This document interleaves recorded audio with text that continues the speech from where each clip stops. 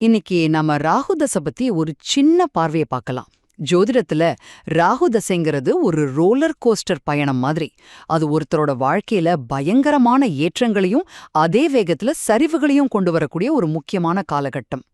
சரி, முதலாவதா ராகுவோட குணத்தை புரிஞ்சுக்கலாம். ராகுவுக்கு தலை மட்டும்தான் இருக்கு, உடம்பு கிடையாது.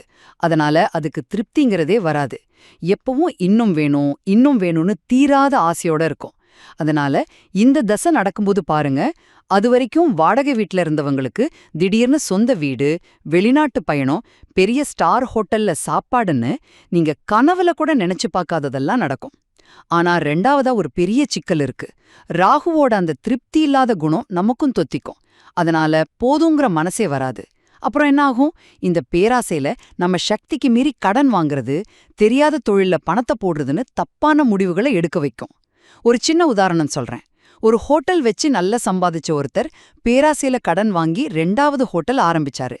கடைசியில என்னாச்சு தெரியுமா? ரெண்டையுமே இழந்துட்டாரு. கடைசியா இதோட விளைவு என்னன்னு பாப்போம். ராகு தசை ஒருத்தரை பூஜ்யத்திலிருந்து ஹீரோவா ஆக்கும், உண்மைதான். ஆனா அந்த உச்சத்துல பேராசைப்பட்டா தசை முடியறப்போ திரும்பவும் ஜீரோக்கே கொண்டு வந்துரும். இதுல இருந்து நம்ம கத்துக்க வேண்டிய பாடம் ரொம்ப சிம்பிள். பேராசை பெருநஷ்டம். ஆக ராகு தசைங்கிறது திடீர் அதிர்ஷ்டத்தையும் வாய்ப்புகளையும் அள்ளி கொடுக்கும்.